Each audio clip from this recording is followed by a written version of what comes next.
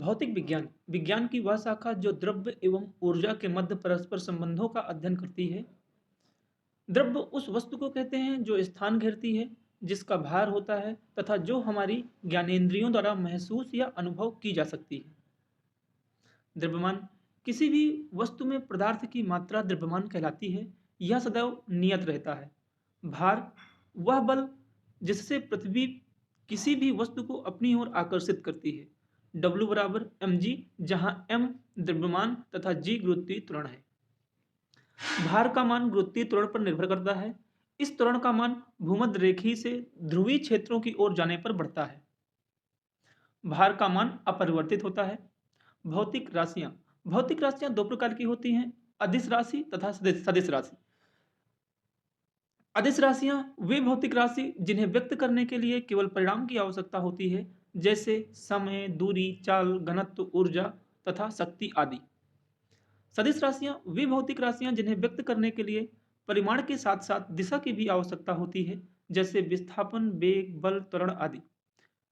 Question, निम्नलिखित में से कौन सी एक सदिश राशि नहीं है?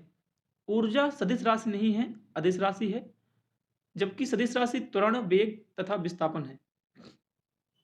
मात्रक किसी भी भौतिक राशि के मापन के लिए मात्रक प्रयोग में लाए जाते हैं। मात्रक दो प्रकार के होते हैं, मूल मात्रक तथा व्युत्पन्न मात्रक। मूल मात्रक वे मात्रक जिन्हें व्यक्त करने के लिए अन्य मात्रकों की आवश्यकता नहीं होती है, वो मूल मात्रक कहलाते हैं, जैसे द्रव्यमान, दूरी, समय आदि। द्रव्यमान का मात्रक किलोग्राम, द्रव्यमान का मात्रक किलोग्राम, दूरी का मात्रक मीटर तथा समय का मात्रक सेकंड। व्युत्पन्न मात्रक वे मात्रक जिन्हें व्यक्त करने के लिए दो या दो से अधिक मूल मात्रकों की आवश्यकता होती है, वो व्युत्पन्न मात्रक कहलाते हैं, जैसे क्षेत्रफल मीटर स्क्वायर, आयतन का मात्रक मीटर क्यूब तथा चाल का मात्रक मीटर प्रति सेकंड। मात्रकों की पद्धतियां, एमकेएस पद्धति, जैसे दूरी का मात्रक है मीटर, द्रव्यमान का मात्रक है किलोग्राम और समय का मात्रक है सेकंड। सीजीएस पद्धति में दूरी का मात्रक सेंटीमीटर और द्रव्यमान का मात्रक ग्राम तथा समय का मात्रक सेकंड है। सीजीएस पद्धति, यह पद्धति फ्रांस में प्रचलित है। Foot pound second, P FPS पद्धति, दूरी फीट में, द्रव्यमान पाउंड में और समय सेकंड में। इसे ब्रिटिश पद्धति भी कहते हैं। आजादी से पूर्व भारत में यह पद्धति प्रयोग में ली जाती थी। 1 फुट बराबर 30.48 सेंटीमीटर, 1 किलोग्राम बराबर 2.2 एलबीएस। एसआई पद्धति, इंटरनेशनल सिस्टम ऑफ यूनिट्स, 1960 में जिनेवा में आयोजित एक सम्मेलन में इस पद्धति को वैश्विक पद्धति के रूप में अपनाया गया। यह एमकेएस पद्धति का परिवर्तित रूप है। इस पद्धति में 7 मूल मात्रक सम्मिलित हैं। द्रव्यमान का मात्रक किलोग्राम, लंबाई का मात्रक मीटर, समय सेकंड, तापमान केल्विन, विद्युत धारा एम्पियर, ज्योति की तीव्रता कैंडेला और पदार्थ की मात्रा मोल।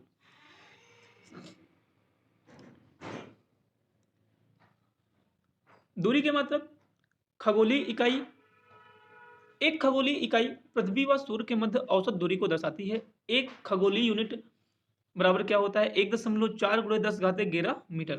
प्रकाश वर्ष भी दूरी का मात्रक है। एक वर्ष में प्रकाश द्वारा तय की गई दूरी को प्रकाश वर्ष कहते हैं।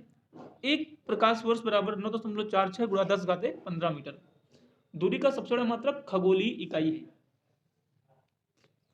पार्सेक, यह दूरी का सबसे बड़ा मात्रक है। एक पार्सेक बराबर 3.08 × 10⁻16 मीटर होता है।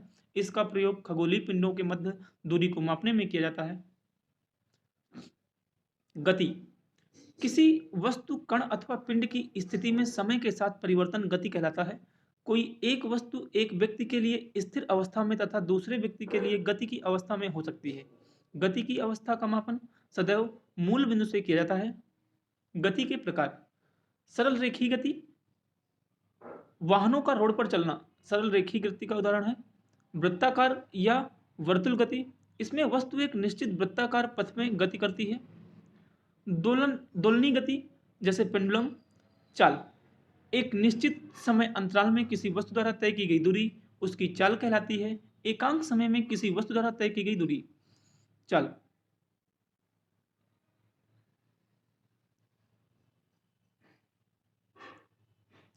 विस्थापन, प्रारंभिक बिंदु से अंतिम बिंदु के मध्य सरल रेखीय दूरी, विस्थापन धनात्मक, ऋणात्मक तथा शून्य हो सकता है।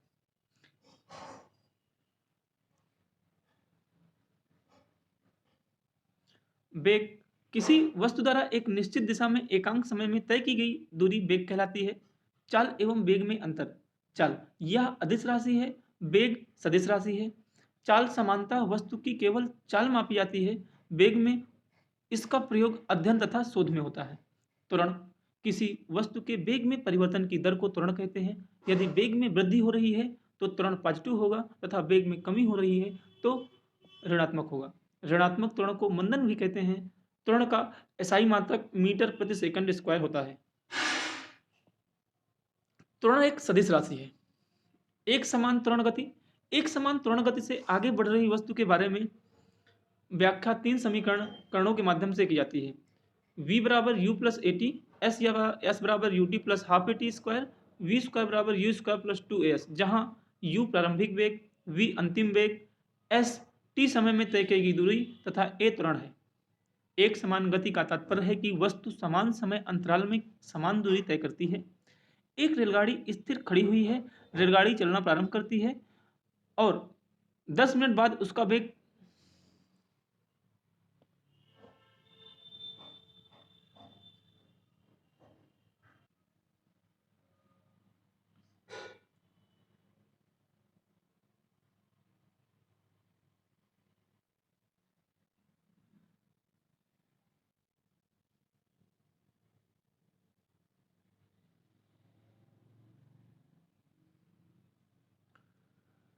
गति के नियम, न्यूटन के गति के नियम। गति का पहला नियम, कोई वस्तु यदि आराम की अवस्था में है तो वह उसी अवस्था में रहती है और यदि वह गति की अवस्था में है तो वह गतिशील ही रहती है जब तक कोई बाह्य बल उस पर आरोपित नहीं किया जाता, अर्थात प्रत्येक वस्तु अपनी प्रारंभिक स्थिति में ही रहना चाहती है। वस्तु द्वारा अपनी अवस्था में परिवर्तन के विरोध के गुण को जड़त्व कहते हैं, इसलिए इस नियम को जड़त्व का नियम भी कहते हैं। जड़त्व दो प्रकार का होता है, आराम की अवस्था का जड़त्व, जैसे गाड़ी के अचानक चलने पर उसमें बैठा व्यक्ति पीछे की ओर धक्का महसूस करता है। पेड़ को हिलाने पर फलों का गिरना भी जड़त्व का उदाहरण है। ये आराम की जड़त्व का उदाहरण है। गति की अवस्था का जड़त्व, लंबी कूद में खिलाड़ी कूदने से पहले कुछ समय तक दौड़ता है। चलती हुई गाड़ी में अचानक ब्रेक लगने पर यात्री आगे की ओर धक्का महसूस करता है। यह गति की अवस्था का जड़त्व का उदाहरण है। इसे गैलीलियो का नियम भी कहते हैं। गति के पहले नियम से बल को परिभाषित किया जाता है। वस्तु का द्रव्यमान जितना अधिक होता है उसका जड़त्व उतना ही प्रभावी होता है। रबड़ की गेंद तथा लोहे की गेंद, जैसे रबड़ की गेंद तथा लोहे की गेंद। निम्न में से कौन सा कथन सत्य है गति के पहले नियम के संबंध में? ऑप्शन नंबर 2, इसके द्वारा बल की परिभाषा प्रदान की जाती है। गति का द्वितीय नियम, किसी वस्तु के संवेग के परिवर्तन की दर उस पर आरोपित बल के समानुपाती होती है। संवेग की दिशा वस्तु पर आरोपित बल की दिशा के समान होती है। इसे संवेग आवेग का नियम भी कहते हैं। यह नियम हमें बल का सूत्र प्रदान करता है।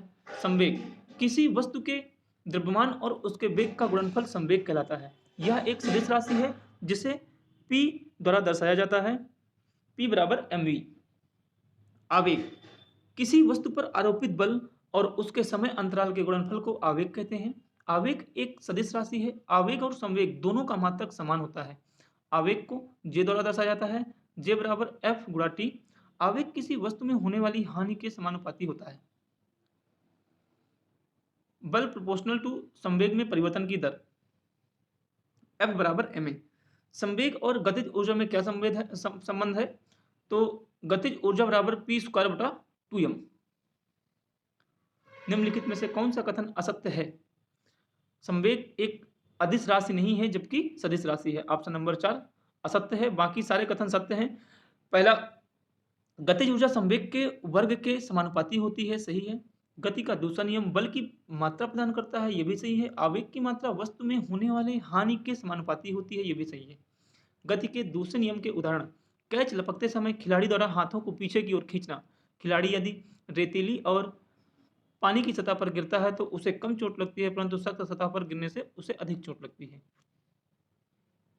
गति का तृतीय नियम, यह नियम दो वस्तुओं पर एक साथ लगने वाले पारस्परिक बलों के अध्ययन से संबंधित है। प्रत्येक क्रिया के लिए समान परंतु विपरीत दिशा में एक प्रतिक्रिया होती है। क्रिया और प्रतिक्रिया दो भिन्न वस्तुओं पर कार्य करती है। जैसे रॉकेट प्रक्षेपण, गोली से गोली बंदूक से निकलना, बंदूक से गोली चलने पर पीछे की तरफ धक्का लगना, ये क्रिया प्रतिक्रिया का उदाहरण है। तैराक द्वारा हाथ पैरों से पानी को पीछे छोड़ते हुए आगे बढ़ना। फर्स्ट लॉ गुणात्मक विधि, सेकंड लॉ मात्रात्मक विधि और थर्ड लॉ बलों के बारे में जानकारी। बल, बल वह भौतिक राशि है जो वस्तु की गति या आराम की अवस्था में परिवर्तन लाता है या परिवर्तन लाने का प्रयास करता है। यह एक सदिश राशि है। इसका मान वस्तु के द्रव्यमान और उसके त्वरण के गुणनफल के बराबर होता है। किसी वस्तु पर लग रहे बल के बारे में पूर्ण जानकारी के लिए 3 शर्तें आवश्यक है। पहला, बल का परिणाम। दूसरा, बल के कार्य करने की दिशा। तीसरा, वह बिंदु जिस पर बल कार्य कर रहा है। बल के मात्रक, बल का एसआई मात्रक न्यूटन है, सीजीएस मात्रक है डाइन और एफपीएस मात्रक है पाउंडल। 1 न्यूटन बराबर 10⁵ डाइन होता है। प्रकृति में 4 मूल बल पाए जाते हैं। पहला, गुरुत्वाकर्षण बल। ब्रह्मांड में कोई दो वस्तुओं के मध्य उनके द्रव्यमान के कारण लगने वाला बल गुरुत्वाकर्षण बल कहलाता है। यह बल वस्तुओं के मध्य की दूरी पर निर्भर करता है। यह प्रकृति में पाए जाने वाला सबसे कमजोर बल है।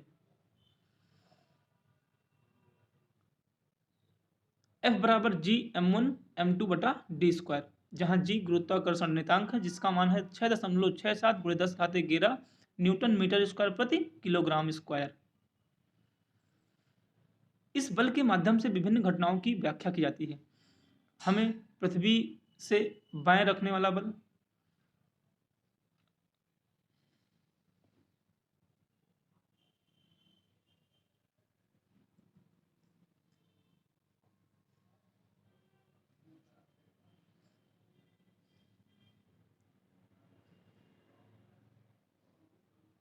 इस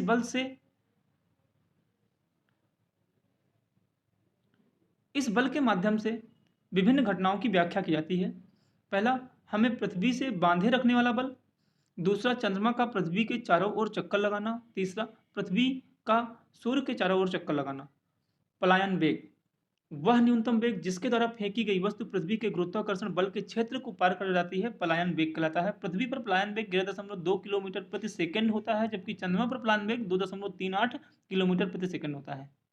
दुर्लभ नाभिकीय बल, रेडियो सक्रिय पदार्थों से निकलने वाले अल्फा बीटा कणों के मध्य लगने वाले बल को दुर्लभ नाभिकीय बल कहते हैं। इस बल का परास बहुत ही कम होता है, परंतु यह गुरुत्वाकर्षण बल से अधिक प्रभावी होता है। तीसरा, विद्युत चुंबकीय बल, यह बल दो आवेशों के मध्य लगता है। समान आवेश एक दूसरे को विकर्षित तथा असमान आवेश एक दूसरे को आकर्षित करते हैं। इसे कूलाम का नियम कहते हैं। यह बल गुरुत्वाकर्षण तथा दुर्बल नाभिकीय बल से अधिक प्रभावी है। प्रबल नाभिकीय बल, यह बल प्रोटॉन तथा प्रोटॉन न्यूट्रॉन के मध्य लगता है। इस बल के कारण ही नाभिक कभी टूटता नहीं है। यह प्रकृति में पाया जाने वाला सबसे शक्तिशाली बल है।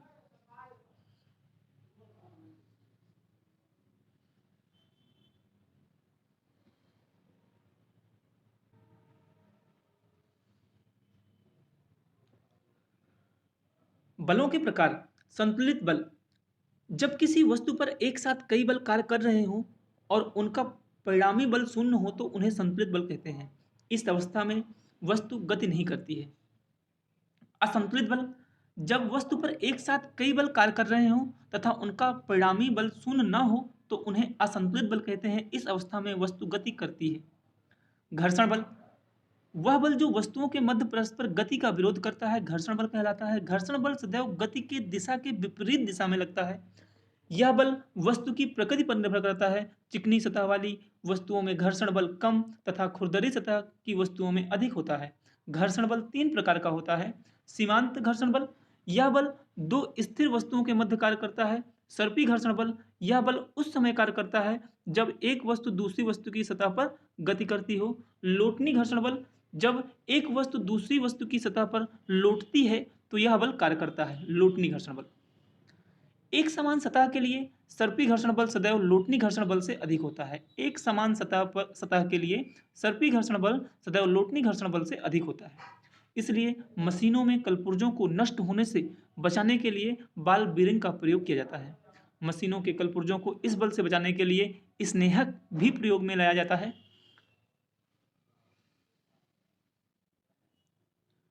उत्प्लावन या उत्प्रेक्षण।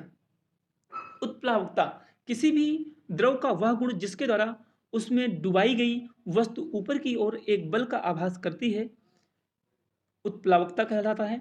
यह ऊपर की ओर लगने वाला बल उत्प्लावन या उत्प्रेक्ष बल कहलाता है।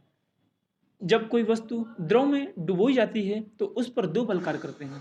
पहला, पृथ्वी का गुरुत्वाकर्षण बल अर्थात वस्तु का भार जो नीचे की ओर कार्य करता है। दूसरा, द्रव्य द्वारा लगा उत्प्लावन बल जो ऊपर की ओर कार्य करता है। वस्तु का भार अधिक होता है उत्प्लावन बल से तो वस्तु डूब जाएगी। वस्तु का भार कम है उत्प्लावन बल से तो आंशिक रूप से डूब कर तैरेगी। और वस्तु का भार और उत्प्लावन बल बराबर है अगर तो पूर्णतः डूब कर तैरेगी।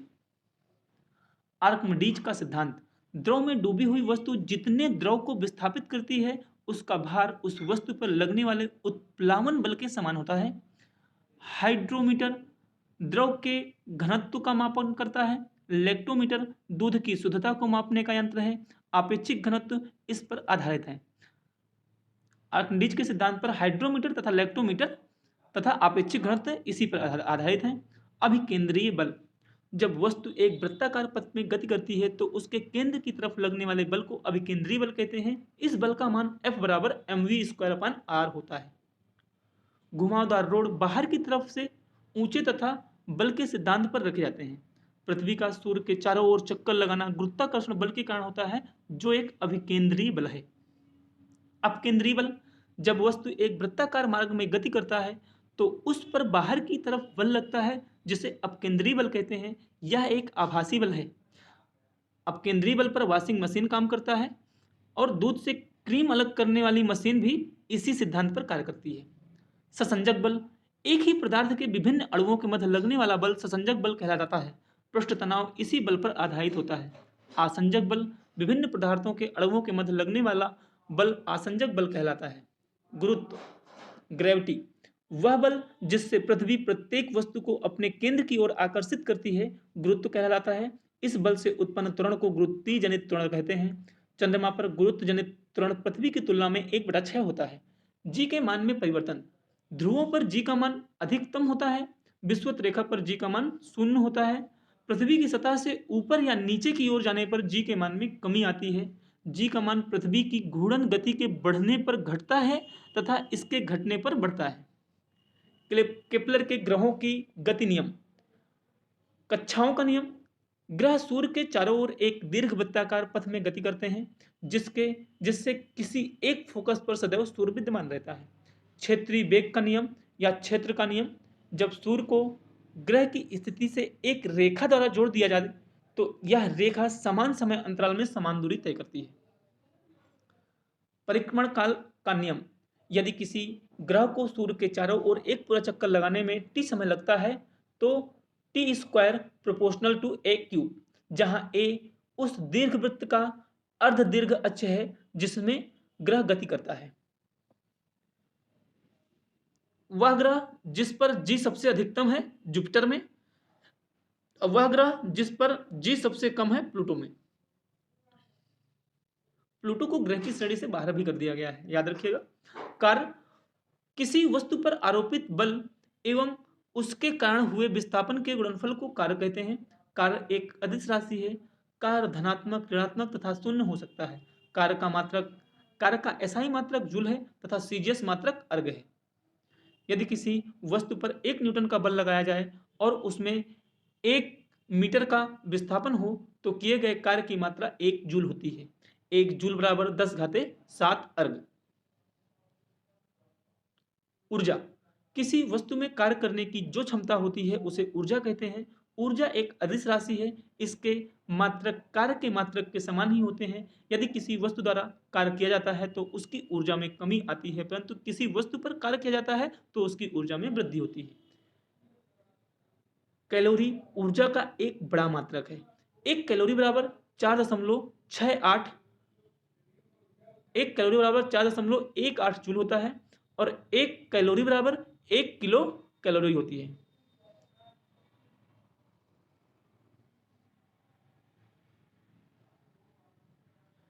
एक ग्राम पानी को गर्म करने पर उसके तापमान में 1 डिग्री सेंटीग्रेड की वृद्धि के लिए जितनी ऊर्जा चाहिए वह 1 कैलोरी कहलाती है।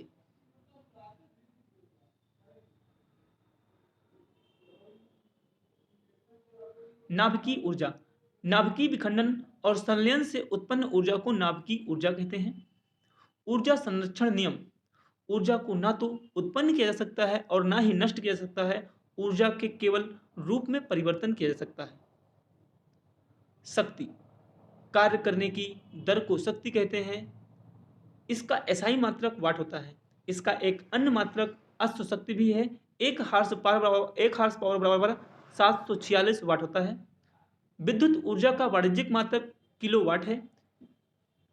यदि 1000 वाट के किसी भी उपकरण को 1 घंटे तक चलाया जाए तो उसमें खपत हुई ऊर्जा 1 यूनिट के बराबर माना जाता है। 1 किलोवाट बराबर 3.6 × 10⁻6 जूल। याद रखिएगा इसको। दाब, प्रेशर, किसी भी सतह के एकांक क्षेत्रफल पर लगने वाला बल दाब कहलाता है। दाब का मात्रक दाब का मापन बैरोमीटर द्वारा किया जाता है। यह एक अदिश राशि है। इसका एसआई मात्रक पास्कल या न्यूटन प्रति मीटर स्क्वायर होता है। वायुमंडलीय दाब, वायु में उपस्थित धूल, गैस व वाष्प के कणों द्वारा जो वस्तु पर बल लगाया जाता है उसे वायुमंडलीय दाब कहते हैं। वायुमंडलीय दाब का एसआई मात्रक बार होता है। यदि बैरोमीटर का पारा अचानक गिरता है तो यह आंधी तूफान का पूर्वानुमान होता है। यदि बैरोमीटर का पारा धीरे धीरे नीचे की ओर आता है तो यह वर्षा का पूर्वानुमान होता है। ऊंचाई बढ़ाने पर दाब घटता है। क्वथनांक बढ़ने पर दाब बढ़ता है। जिन वस्तुओं को गर्म करने पर आयतन बढ़ता है उनका दाब गलनांक के साथ बढ़ता है, जैसे घी, मोम। जिन पदार्थों का आयतन गर्म करने पर कम होता है उनका दाब गलनांक बढ़ने के साथ घटता है, जैसे बर्फ।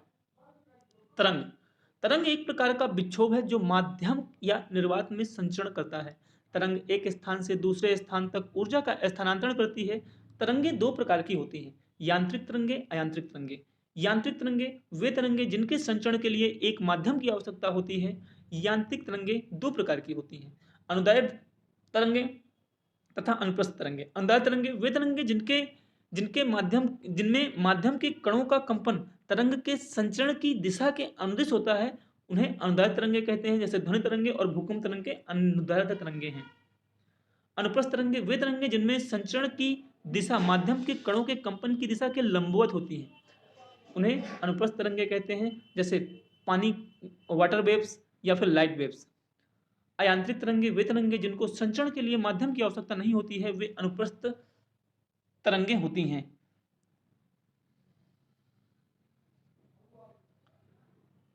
गामा किरणों की खोज पाल बिलार्ड ने की थी। इसका प्रयोग कैंसर उपचार में किया जाता है। एक्स किरणों की खोज रोंजन ने की थी। इसका प्रयोग आंतरिक अंगों की जांच के लिए किया जाता है। अल्ट्रावायलेट किरणों की खोज रिटर्न ने की थी। जल शुद्धिकरण में जीवाणुओं को नष्ट करने में किया जाता है। विजुअल किरणों की खोज न्यूटन ने की थी 3900 एंगस्ट्रॉम से 7800 एंगस्ट्रॉम देखने के लिए। इंफ्रारेड किरणों की खोज हर्शल ने की थी। मोबाइल में डाटा ट्रांसमिशन, रिमोट सेंसिंग में इंफ्रारेड तरंगों का ही प्रयोग होता है। माइक्रो तरंगे हेनरिक हर्ट ने खोजा था।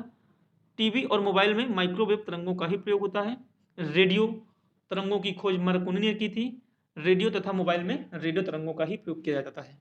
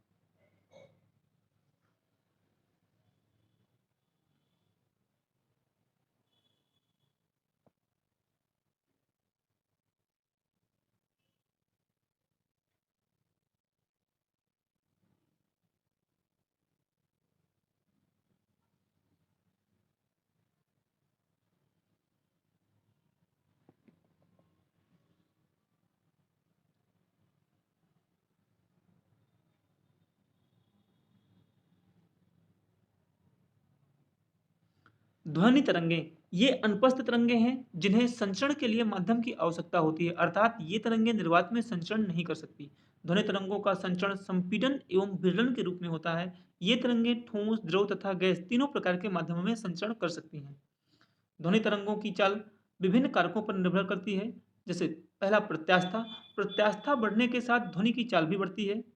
तीनों प्रकार के माध्यमों में से ठोस माध्यम की प्रत्यास्थता सबसे अधिक होती है, इसलिए ठोसों में ध्वनि की चाल सबसे अधिक होती है। ध्वनि की चाल सबसे अधिक ठोस में, फिर द्रव में, फिर गैस में। दूसरा घनत्व, माध्यम का घनत्व ध्वनि की चाल के व्युत्क्रमानुपाती होता है। अगर घनत्व अधिक होगा तो ध्वनि की चाल होगी कम, घनत्व कम होगा तो ध्वनि की चाल होगी अधिक। तापमान पर ध्वनि का माध्यम का ताप बढ़ने पर ध्वनि की चाल भी बढ़ती है। अगर माध्यम का ताप बढ़ेगा तो ध्वनि की चाल भी बढ़ेगी। V proportional to under root T. दाब, ध्वनि की चाल दाब से अप्रभावित रहती है, दाब का कोई प्रभाव नहीं पड़ता है। आवृत्ति, एकांक समय में किए गए दोलनों या कंपनों की संख्या आवृत्ति कहलाती है, इसे V द्वारा दर्शाया जाता है। आवृत्ति का एसआई मात्रक हर्ट्ज होता है। आवर्तकाल,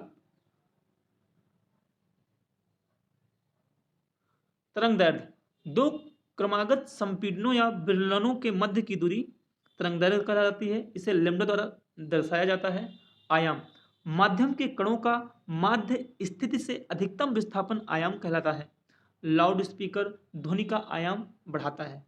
आवृत्ति के आधार पर ध्वनि तरंगे तीन प्रकार की होती हैं: अपश्रव्य तरंगे, श्रव्य तरंगे तथा प्रश्रव्य तरंगे। अपश्रव्य तरंगे वे ध्वनि तरंगे जिनकी आवृत्ति 20 हर्ट्ज से कम होती हैं अपश्रव्य तरंगे कहलाती हैं। जैसे भूकंपीय तरंगे और ज्वालामुखी तरंगे अपश्रव्य तरंगे हैं। श्रव्य तरंगे, सोनिक तरंगे वे तरंगे जो इंसान के कानों द्वारा सुनी जा सकती हैं, उन्हें श्रव्य तरंगे कहते हैं। इनकी आवृत्ति 20 हर्ट्ज से लेकर 20,000 हर्ट्ज तक होती है। पराश्रव्य तरंगे या अल्ट्रासोनिक वे ध्वनि तरंगे जिनकी आवृत्ति 20,000 हर्ट्ज से ज़्यादा होती है, उन्हें पराश्रव्य तरंगे कहते हैं। ये तरंगे इंसानों के कानों द्वारा नहीं सुनी जा सकती हैं। ये तरंगे डॉल्फिन, चमगादड़, कुत्ते आदि जानवरों द्वारा सुनी जा सकती हैं। पराश्रव्य तरंगों के उदाहरण चिकित्सा के क्षेत्र में, जैसे सोनोग्राफी में दिमाग के ट्यूमर का पता लगाने में, समुद्र की गहराई का पता लगाने में भी, सोनार प्रणाली में, हवाई अड्डों पर धुंध को हटाने में। ध्वनि जब एक माध्यम से दूसरे माध्यम में प्रवेश करती है तो इसकी चाल व तरंगदैर्घ्य बदल जाते हैं, परंतु आवृत्ति अपरिवर्तित रहती है। ध्वनि तरंग के लक्षण और विशेषताएं: तीव्रता, एकांक समय में एकांक क्षेत्रफल से गुजरने वाली ध्वनि की ऊर्जा ही ध्वनि की तीव्रता कहलाती है। ध्वनि की तीव्रता उसके आयाम पर निर्भर करती है, इसे मापा जा सकता है, इसका मात्रक डेसिबल होता है। वार्तालाप, सामान्य वार्तालाप 30 से 60 डेसिबल। ध्वनि प्रदूषण WHO के अनुसार 80 डेसिबल से अगर अधिक है तो वो ध्वनि प्रदूषण है। ध्वनि प्रदूषण को कम करने के लिए सरकार ने ग्रीन मफलर नामक योजना प्रारंभ की है, जिसके तहत सड़कों के दोनों तरफ वृक्षारोपण किया जाता है। ध्वनि प्रदूषण से बहरापन, अवसाद या हाई बीपी होता है। तरत्व, ध्वनि का वह गुण जिससे किसी आवाज को मोटा या पतला कहा जाता है। तरत्व ध्वनि की आवृत्ति पर निर्भर करता है। तरत्व प्रोपोर्शनल टू आवृत्ति, तरत्व आवृत्ति के अनुक्रमानुपाती होता है। ध्वनि के तरत्व को मापा नहीं जा सकता। शेर की दहाड़ का तरत्व मच्छर की भिनभिनाहट की तुलना में कम होता है। प्रबलता, व्यक्ति के कानों की संवेदनशीलता का माप प्रबलता कहलाती है। यह ध्वनि के माध्यम पर भी निर्भर करती है। ध्वनि की प्रबलता को मापा नहीं जा सकता। कोई एक ध्वनि किसी एक व्यक्ति के लिए तेज अथवा प्रबल और दूसरे व्यक्ति के लिए मृदु हो सकती है। गुणवत्ता या गुणता, समान तारत्व और प्रबलता वाली ध्वनियों में विभेद करने का गुण ध्वनि की गुणवत्ता कहलाता है। ध्वनि का परावर्तन, जब ध्वनि उचित परावर्तक सतह से टकराकर पुनः उसी माध्यम में लौट आती है तो उसे ध्वनि का परावर्तन कहते हैं। ध्वनि परावर्तन के नियमों का पालन करती है। ध्वनि के परावर्तन के लिए बड़ी परावर्तक सतह की आवश्यकता होती है, क्योंकि ध्वनि का तरंगदैर्घ्य अधिक होता है। प्रतिध्वनि, इको, जब व्यक्ति किसी उचित परावर्तक सतह के सामने जोर से चिल्लाता है तो कुछ समय पश्चात उसे अपनी ही ध्वनि सुनाई देती है, जिसे प्रतिध्वनि कहते हैं। स्पष्ट प्रतिध्वनि को सुनने के लिए मूल ध्वनि एवं परावर्तित ध्वनि के बीच कम से कम 0.1 सेकंड का समय अंतराल होना चाहिए। ध्वनि के परावर्तन का उपयोग लाउड स्पीकर और स्टेथोस्कोप में किया जाता है। किसी ध्वनि के लिए एक से अधिक प्रतिध्वनियां भी हो सकती हैं। अनुरणन, किसी बड़े हाल में उत्पन्न ध्वनि बहुत परावर्तन के कारण लंबे समय तक बनी रहती है। ये बारंबार परावर्तन जो ध्वनि को स्थायित्व प्रदान करता है, अनुरणन कहलाता है। सिनेमा हॉल में अनुरणन को कम करने के लिए दीवारें खुरदरी एवं छिद्रित बनाई जाती हैं।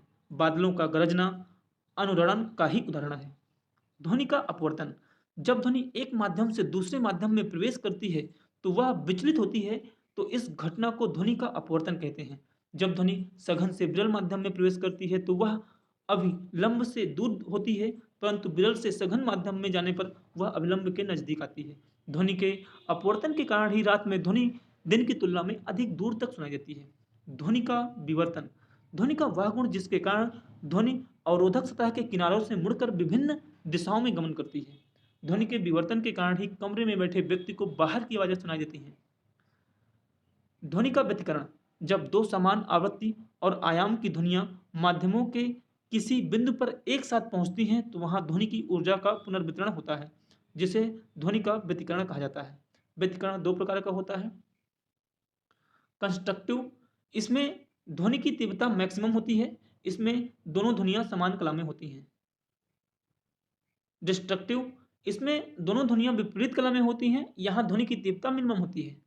अनुनाद, माध्यम का कोई कण जब स्वतंत्र रूप से दोलन कर रहा हो और उस पर समान आवृत्ति का कोई बाह्य बल आरोपित किया जाए तो उसके आयाम में वृद्धि होती है। इस घटना को अनुनाद कहते हैं। ध्वनि तरंगे स्वतंत्र कण के आयाम में वृद्धि करती हैं। रेडियो इसी सिद्धांत पर कार्य करता है। पुल पार करते समय सेना के जवानों को कदम से कदम न मिलाकर चलने की सलाह दी जाती है। डॉपलर प्रभाव, जब ध्वनि के स्रोत और श्रोता के मध्य आपेक्षिक गति होती है तो श्रोता द्वारा सुनी गई ध्वनि की आवृत्ति मूल ध्वनि की आवृत्ति से भिन्न होती है। श्रोता द्वारा सुनी गई ध्वनि की आवृत्ति को आभासी आवृत्ति कहते हैं। श्रोता व स्रोत के मध्य की दूरी ध्वनि की आवृत्ति के व्युत्क्रमानुपाती होती है। प्रतिदीप्त तथा स्फुरदीप्त, वे अयांत्रिक तरंगे हैं जिन्हें संचरण के लिए माध्यम की आवश्यकता नहीं होती। ईएम वेव्स, ये अयांत्रिक तरंगे हैं जिन्हें संचरण के लिए माध्यम की आवश्यकता नहीं होती है। ये तरंगे त्वरित आवेशों द्वारा उत्पन्न होती हैं। एसी परिपथ में धारा के बदलने पर भी ये तरंगे उत्पन्न होती हैं। निर्वात एवं वायु में इनकी चाल प्रकाश की चाल के बराबर होती है, 3 × 10⁸ मीटर प्रति सेकंड। एक्सरे, गामा रे तथा अल्ट्रावायलेट रे। प्रतिदीप्त, जब तक किसी स्रोत द्वारा एक वस्तु पर प्रकाश गिरता है केवल तब तक वह वस्तु चमकती है। बेरियम प्लेटिनो साइनाइड पर एक्स-रे प्रदीप्ति उत्पन्न करता है। दिशा निर्देशों वाले बोर्डों को प्रदीप्त पदार्थ से रंगा जाता है, जो रोड पे लगे होते हैं साइड पे ग्रीन ग्रीन। स्फुरदीप्त, इस प्रक्रिया में प्रकाश के स्रोत को हटाए जाने पर भी वह वस्तु चमकती रहती है जिसे प्रकाश उस स्रोत द्वारा मिल रहा था, जैसे घड़ी की सुइयां। टोन, वह ध्वनि जिसमें केवल एक आवृत्ति होती है। स्वर, वह ध्वनि जो विभिन्न आवृत्तियों के मिश्रण से बनी हो। Sonar, sound navigation and ranging. Radar, radio detection and ranging. Lidar, light detection and ranging. तीनों ध्वनि परावर्तन सिद्धांतों पर आधारित है। इसमें क्रमशः साउंड, रेडियो तथा लाइट वेव्स का प्रयोग होता है। सोनार का प्रयोग समुद्र की गहराई, पनडुब्बी की दिशा व चाल का पता लगाने में। रडार, वायुयान मिसाइलों की स्थिति व गति। लीडार, पहाड़ों की ऊंचाई व मौसम पूर्वानुमान। इलेक्ट्रिसिटी, एक चालक तार के आवेश का प्रवाह उच्च विभव बिंदु से निम्न विभव बिंदु की ओर होता है। आवेश के प्रवाह की दर को विद्युत धारा कहते हैं। बेंजामिन फ्रैंकलिन के अनुसार आवेश दो प्रकार के होते हैं, पॉजिटिव चार्ज और negative charge. Positive charge electron का त्याग करते हैं और निगेटिव चार्ज इलेक्ट्रॉन ग्रहण करते हैं। आवेश का मात्रक कूलाम होता है। प्रोटॉन पर आवेश 1.6 गुणे 10⁻19 कूलाम और इलेक्ट्रॉन पर आवेश -1.6 गुणे 10⁻−19 कूलाम। इलेक्ट्रॉन व प्रोटॉन के इस आवेश के बारे में अमेरिकी भौतिक शास्त्री मिल्कन ने खोज की थी और इसके लिए उन्हें 1923 में भौतिकी का नोबेल पुरस्कार प्रदान किया गया था। विद्युत धारा की दिशा पॉजिटिव टू नेगेटिव होती है, अर्थात यह इलेक्ट्रॉन की विपरीत दिशा में प्रवाहित होता है। किसी विद्युत परिपथ में एक बिंदु से इकाई समय में जितना आवेश प्रवाहित होता है उसे विद्युत धारा कहते हैं। यदि किसी समय t में किसी बिंदु में q आवेश प्रवाहित होता है तो विद्युत धारा I बराबर q/t होती है। विद्युत धारा को I से दर्शाया जाता है। विद्युत धारा का मात्रक एम्पियर होता है। आवेश की मात्रा उस बिंदु से प्रवाहित होने वाले इलेक्ट्रॉन की संख्या पर निर्भर करता है। आवेशों के प्रवाह के आधार पर पदार्थों को 3 श्रेणियों में विभाजित किया गया है। चालक, कंडक्टर वे पदार्थ जिनमें आवेश का प्रवाह सरलता से हो जाता है, चालक कहलाते हैं। इन पदार्थों में मुक्त इलेक्ट्रॉन पाए जाते हैं। धातु, मानव शरीर और अम्लीय जल उदाहरण है इसके। अचालक, वे पदार्थ जिनमें आवेशों का प्रवाह नहीं होता है, इनमें मुक्त इलेक्ट्रॉन नहीं पाए जाते हैं, जैसे कागज, कपड़ा, प्लास्टिक, लकड़ी। अर्धचालक, वे पदार्थ जिनमें चालक व अचालक दोनों के गुण पाए जाते हैं, अर्धचालक कहलाते हैं। अर्धचालक 2 प्रकार के होते हैं, निज अर्धचालक जिनमें अपद्रव्य नहीं मिलाया गया हो और बाह्य अर्धचालक जिनमें अपद्रव्य मिलाया गया हो। अर्धचालकों में अशुद्धि मिलाने की प्रक्रिया को डोपिंग कहते हैं। अशुद्धि बढ़ने के साथ अर्धचालकों की चालकता भी बढ़ती है। तापमान के साथ इनकी चालकता भी बढ़ती है, जैसे सिलिकॉन है, सेलेनियम है। विद्युत धारा, एमीटर के द्वारा विद्युत धारा का मापन किया जाता है। इसे श्रेणी क्रम में लगाया जाता है। विद्युत धारा 2 प्रकार की होती है, AC और DC। AC वह है जिसकी आपूर्ति घरों में की जाती है। बैटरी, सेल और जनरेटर से प्राप्त धारा को DC कहते हैं। AC को DC में रेक्टिफायर के द्वारा बदला जाता है और DC को AC में इन्वर्टर के द्वारा बदला जाता है। विभव व विभवांतर, अनंत से विद्युत परिपथ के किसी एक बिंदु तक एकांक धनावेश को लाने में किया गया कार्य विभव कहलाता है। अनंत से विद्युत परिपथ के किसी बिंदु तक धनावेश को लाने में किए गए कार्य और उसके मान का अनुपात विभव कहलाता है। V बराबर W/G। विद्युत विभव परिपथ में विद्युत धारा की दिशा बताता है। विद्युत विभव का मात्रक वोल्ट होता है। विद्युत विभव एक अदिश राशि है जिसका मापन वोल्ट मीटर के द्वारा किया जाता है। विभवांतर, किसी विद्युत परिपथ के एक बिंदु से दूसरे बिंदु तक एकांक धनावेश को ले जाने में किया गया कार्य। विभवांतर एक अदिश राशि है जिसका SI मात्रक वोल्ट है। विभव एवं विभवांतर का मापन वोल्ट मीटर द्वारा किया जाता है जो समांतर क्रम में लगाया जाता है। गैल्वेनोमीटर का प्रयोग किसी परिपथ में विद्युत धारा के प्रवाह को जानने के लिए किया जाता है। विद्युत सेल, वह उपकरण जो रासायनिक ऊर्जा को विद्युत ऊर्जा में परिवर्तित करता है, विद्युत सेल कहलाता है। विद्युत सेल 2 प्रकार के होते हैं, प्राथमिक सेल तथा द्वितीयक सेल। कूलाम का नियम, इस नियम के अनुसार असमान आवेश एक दूसरे को आकर्षित करते हैं तथा समान आवेश एक दूसरे को प्रतिकर्षित करते हैं। आवेशों के मध्य लगने वाला बल आवेशों के मान एवं उनके मध्य की दूरी पर निर्भर करता है। F proportional to Q1/Q2/d²। प्रतिरोध, आवेश के प्रवाह में उत्पन्न बाधा को प्रतिरोध कहते हैं। प्रतिरोध चालकता के व्युत्क्रमानुपाती होता है, अर्थात चालकता बढ़ने पर प्रतिरोध कम होता है तथा प्रतिरोध बढ़ने पर चालकता कम होती है। प्रतिरोध चालक तार की लंबाई एवं अनुप्रस्थ काट के क्षेत्रफल पर निर्भर करता है। चालक तार की लंबाई प्रतिरोध के समानुपाती होती है तथा अनुप्रस्थ काट क्षेत्रफल प्रतिरोध के व्युत्क्रमानुपाती होता है। प्रतिरोध का SI